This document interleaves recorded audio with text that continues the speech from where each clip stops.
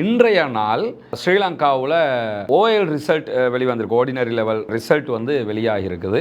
இந்த ரிசல்ட்டில் நிறைய மாணவர்கள் ஜெயித்திருக்கிறார்கள். 9A எடுத்தவங்க இருக்கிறாங்க, 8A எடுத்தவங்க இருக்கிறாங்க. இந்த மாதிரி நிறைய மாணவர்கள் சோபித்திருக்கிறார்கள். இதே நேரத்தில் நிறைய பேர் அதில் சோபிக்க முடியாமல் தோல்வி அடைந்தவர்கள், இந்த எக்ஸாமில் தோல்வி அடைந்தவர்கள் இருக்கிறார்கள்.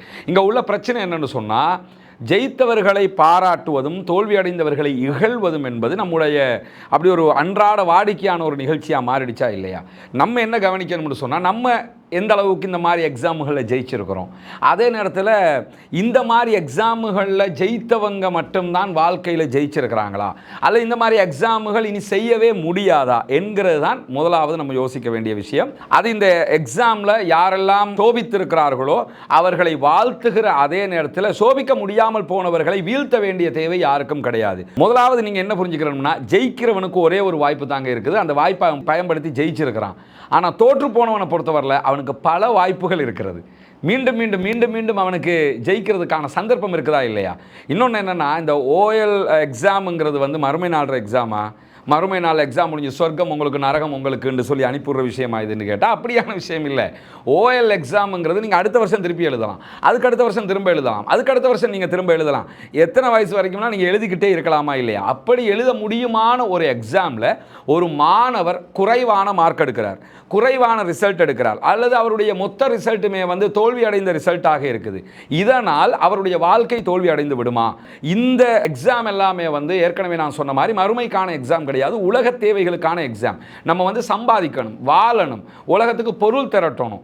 இதற்கான ஒரு தேர்வாகத்தான் இந்த தேர்வு இருக்க போகிறது. இப்படி இருக்கிற போது இந்த உலகத்தில் இந்த தேவையை நோக்கி நகர்ந்து ஜெயித்தவர்கள் பல பேர் எடுங்க. உதாரணமா இன்னைக்கு நம்ம அத்தனை பேரும் யூஸ் பண்ணுகிற மெட்டாவினுடைய தயாரிப்புகள், ஃபேஸ்புக் பயன்படுத்துகிறோம், இன்ஸ்டாகிராம் பயன்படுத்துகிறோம், ஈவன் வாட்ஸ்அப்பை நம்ம பயன்படுத்திக்கிட்டு இருக்கிறோம். இந்த மாதிரியான எல்லா விவகாரத்தையும் நீங்கள் தேடி பாருங்க. இதை உருவாக்கி அல்லது இதனுடைய சொந்தக்காரராக இருக்கக்கூடிய மார்க் ஜக்கர்பர்கினுடைய கல்வி பின்புலம் எப்படிப்பட்டது? அவர் வந்து ஜம்ப் அவுட் ஆனவர், அவர் முழுமையாக தன்னுடைய கல்லூரி படிப்பை முடித்தவர் கிடையாது. அதே மாதிரி நீங்கள் உலகத்தின் நம்பர் 1 பணக்காரர்களில் ஒருவராக இருந்த மைக்ரோசாஃப்டினுடைய ஓனர் பில்கேட்ஸை நீங்கள் எடுத்துக்கிட்டீங்கன்னா, பில்கேட்ஸினுடைய கல்வி புலமை எப்படிப்பட்டதுங்கிறத நம்ம தேடணும். எனவே பாடசாலை கல்வி என்பது வேறு, வாழ்க்கையில் ஜெயிப்பதற்கான கல்வி என்பது வேறு.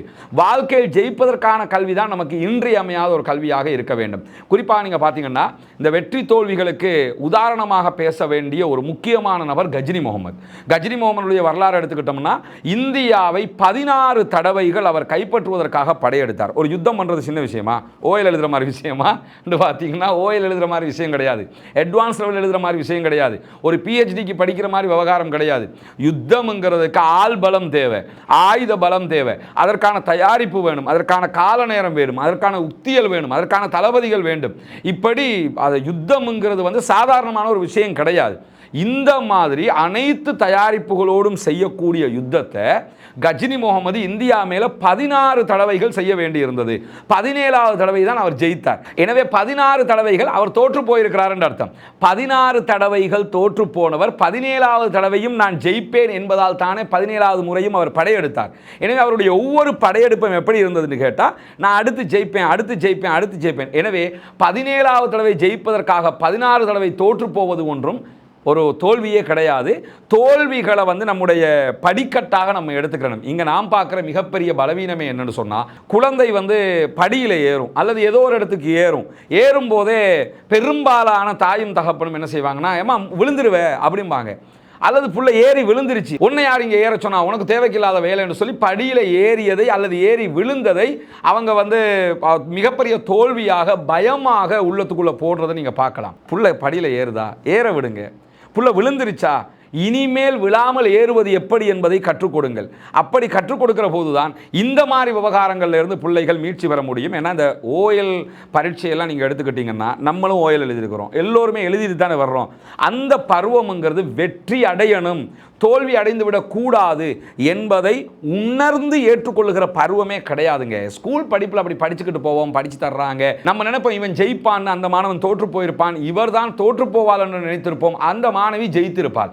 இது வந்து சாதாரணமாக கடந்து செல்ல வேண்டிய விவகாரம். ஆனால் ஜெயிச்சவங்க பாராட்டப்படுகிற அதே நேரம் தோல்வி அடைந்தவர்கள் என்று இருப்பாங்களா இல்லையா? எக்ஸாமில் வந்து ரிசல்ட் எடுக்கல அல்லது குறைவான ரிசல்ட் எடுத்தவங்க கிண்டல் செய்யப்படுவாங்க, கேலி செய்யப்படுவாங்க. தயவு செய்து அதை யாருமே பண்ணாதீங்க. ஏன்னா இன்னைக்கு நீங்கள் யாரை கேலி செய்கிறீங்களோ, கிண்டல் பண்ணுறீங்களோ, அவன் நாளைக்கு மிகப்பெரியதொரு தலைவனாக, மிகப்பெரியதொரு ஆளுமை மிக்கவனாக, மிகப்பெரியதொரு கம்பெனியினுடைய சிஇஓவாக, மிகப்பெரியதொரு தொழில் வல்லுநராக மாறிவிடுவதற்கு வாய்ப்பு இருக்கிறது. எனவே படிப்பில் மட்டும் இல்லை, எதுலையுமே யாரையும் கிண்டல் பண்ணாதீங்க, யாரையும் குறைச்சி மதிப்பிடாதீங்க. இந்த ஒரு எக்ஸாமை வச்சு அவனுடைய வெற்றி தோல்வியை யாரும் தீர்மானிக்க கூடாது. ஏன்னா இது நம்ம பலரும் கடந்து போகிற விவகாரம். எல்லாவற்றுக்கும் மேலாக தோல்வியை கற்றுக் கொடுங்கள். நான் ஏற்கனவே சொன்ன மாதிரி தான், ஜெயிச்சவனை பொறுத்தவரையில் அவனுக்கு ஒரு சான்ஸ், தோற்றவனை பொறுத்தவரையில் அவனுக்கு பல சந்தர்ப்பங்கள் இருக்கிறது. இதுதான் வாழ்க்கை என்பது அல்ல, இதை தாண்டிய வாழ்க்கையின் பரந்த பரப்பொன்று இருக்குது. இதை நாம் மாணவர்களுக்கும் பிள்ளைகளுக்கும் நம்முடைய குழந்தைகளுக்கும் கற்றுக் கொடுக்க வேண்டும். எனவே தோல்வியை கற்றுக் கொடுப்பது தான் இன்றியமையாத மிக முக்கியமான ஒரு தேவை.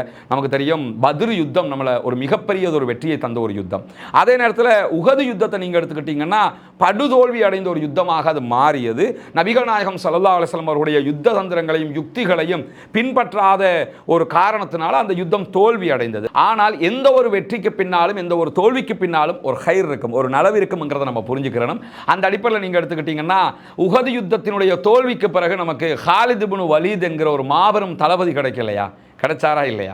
எனவே ஒவ்வொரு தோல்விகளுக்கு பின்னாலும் பல நலவுகள் இருக்கும், அதிலே கற்றுக்கொள்ள வேண்டிய பாடங்கள் இருக்கும். நலவு நடந்ததா அல்ஹம்துலில்லாஹ் என்று சொல்லி அல்லாஹுவை புகழுங்க. மக்கா வெற்றியின் போது அல்லாஹுவை புகழுமாறு அல்லாஹு தஆலா நமக்கு கற்றுத் தந்திருக்கிறான். அதே நேரத்தில் ஒரு கெடுதி நடந்து விட்டதா, நம்ம எதிர்பார்த்தது கிடைக்கலையா, இது அசாபத்துஹும் முசீபா காலு இன்னா லில்லாஹி வ இன்னா இலைஹி ராஜிஊன். உங்களுக்கு ஏதாவது ஒரு முசீபத்து, தாங்கிக் கொள்ள முடியாத ஒரு தவறு, ஒரு பிழை, ஒரு குற்றம் அல்லது ஏற்றுக்கொள்ள முடியாத ஒரு சோதனை வந்துவிட்டது என்று சொன்னால் இன்னா லில்லாஹி வ இன்னா இலைஹி ராஜிஊன் என்று சொல்லி அதை கடந்து போங்க.